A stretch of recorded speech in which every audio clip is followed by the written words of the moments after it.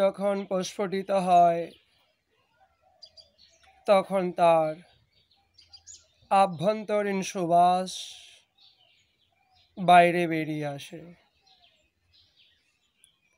ঠিক তেমনি আমাদের জন্ম জন্মান্তরের সংস্কার যা মনের মধ্যে থাকে সেটি ঠিক সময়েই আমাদের স্বভাবের মধ্যে ফুটে ওঠে।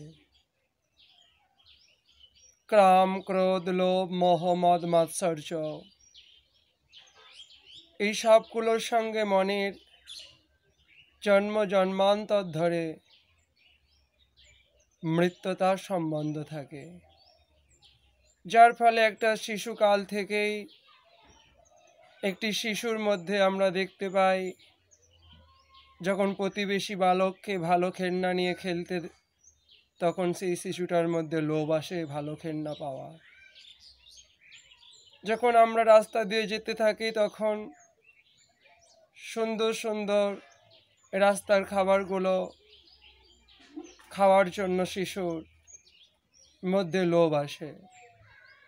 তারপরে যখন 12 বছর 13 বছর বয়স থেকেই শুরু হয় বিপরীত লিঙ্গের প্রতি আসক্তি, কামাসক্তি, রমণী হলে পুরুষের প্রতি, পুরুষ হলে রমণীর প্রতি, এই কাম, এই লোভ, এবং লোভ যখন প্রতিহত হয়, কাম যখন প্রতিহত হয়, তখনই তা পরিণত হয় ক্রোধে। এই কাম, ক্রোধ এবং লোভ যখন ক্রোধে রূপান্তরিত হয়ে যায় তখনই আমাদের শুভ অশুভ চেতনা দূর হয়ে যায়, আমরা মোহগ্রস্ত হয়ে পড়ি, যার ফলে আমাদের বুদ্ধি বিবেক নষ্ট হয়ে যায়। আমরা অশুভ গঠিত নিন্দনীয় কার্য করতে প্রবৃত্ত হই, যার ফলে আমাদের সমূহ বিপদ এবং দুঃখের সম্মুখীন হতে হয়। সুতরাং আমাদের এই মন জন্ম জন্মান্তর ধরে কাম ক্রোধাদির সঙ্গে বন্ধুত্ব করে আমাদেরকে এই সংসারে কেবল কষ্ট প্রদান করছে।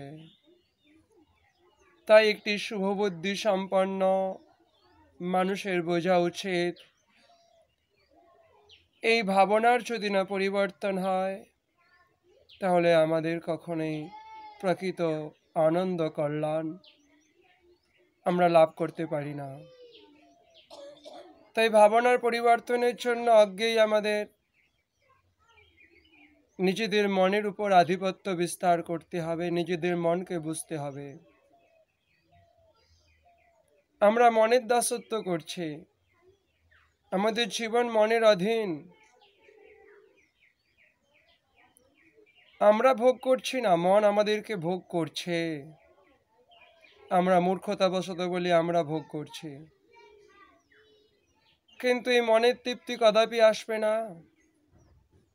এই সমগ্র বিশ্ব ব্রহ্মাণ্ডের সুন্দরী যুবতী যদি কোনো একটি পুরুষের হয়ে যায়, এই সমগ্র বিশ্ব ব্রহ্মাণ্ডের ধন সম্পত্তি যদি কোনো একজন পুরুষের হয়ে যায়, তথাপি মনের তৃপ্তি আসবে না।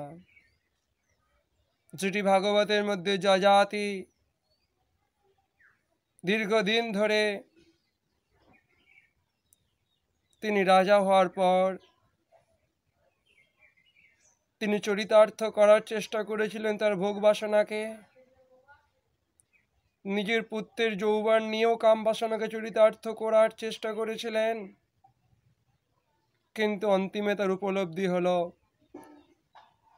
না যত কাম কামানামুপভোগেন সাম্যতি হাবিষা কৃষ্ণ বর্তমেব ভূয় এব বিবর্ধতে। অর্থাৎ অগ্নিতে ঘি দিলে যেমন অগ্নির শিখা কখনো নেভে না, ঠিক তেমনই ভোগ্য বস্তু ভোগের দ্বারা ভোগের বাসনা কখনো চরিতার্থ হয় না, ক্রমশ উত্তর উত্তর বাড়তে থাকে। তাই তিনি বলছেন যৎ পৃথিব্যং বিহিজবং হিরণ্যং পশবস্তিয়া ন দুজ্জন্তি মন প্রীতিং কামহতস্যতে। এই কামাহত মন কখনো ভোগের দ্বারা তৃপ্ত হয় না। সমগ্র পৃথিবী ভোগ করলে স্বর্গের ভোগ বাসনা জাগে, আবার স্বর্গের ভোগ বাসনা মোহিত হয়ে আবার ব্রহ্মলোকের ভোগ বাসনা জাগে। এই চতুর্দশ ভুবন অনিত্য বস্তু, এই অনিত্য চতুর্দশ ভুবনে মন আমাদেরকে বারংবার ঘোরাচ্ছে। ব্রহ্মলোকের প্রজাপতি ব্রহ্মা হয়ে গেলেও তথাপি মনের তৃপ্তি আসবে না।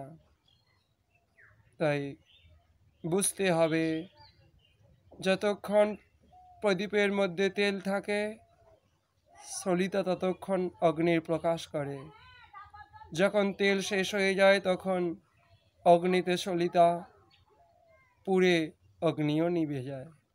ঠিক তেমনি মনে বাসনার জন্ম হয় সংকল্প থেকে। যতক্ষণ আমাদের সংকল্প থাকে, সংসার ভোগ বাসনার সংকল্প থাকে, ততক্ষণ আমাদেরকে একটির পর একটি দেহে মধ্যে আসতে হয়, আমাদের কাছে সংসার প্রকাশিত হয়। যখন সংকল্প শূন্য হয়ে যায়, যখন সংকল্প শুভ হয়ে যায়, তখন আমাদের এই জন্ম জন্মান্তরের যে প্রবাহ তাহা অবরুদ্ধ হয়ে যায়। আমরা নিত্যধাম পরম ধামে স্থান লাভ করতে পারি। তাই তো ভগবান বলছে, তমৈব শরণং গচ্ছ সর্বভাবেন ভারত, তৎপশ্চাৎ পরং শান্তিং স্থানং প্রাপ্স্যসি শাশ্বতম। সর্বতভাবে আমরা যদি কায় মনোবাক্যে সেই পরম নিধি ভগবান শ্রীকৃষ্ণচন্দ্রের শরণ গ্রহণ করতে পারি, তাহলে আমরা সেই নিত্যধাম পরম শান্তিময় ধাম লাভ করতে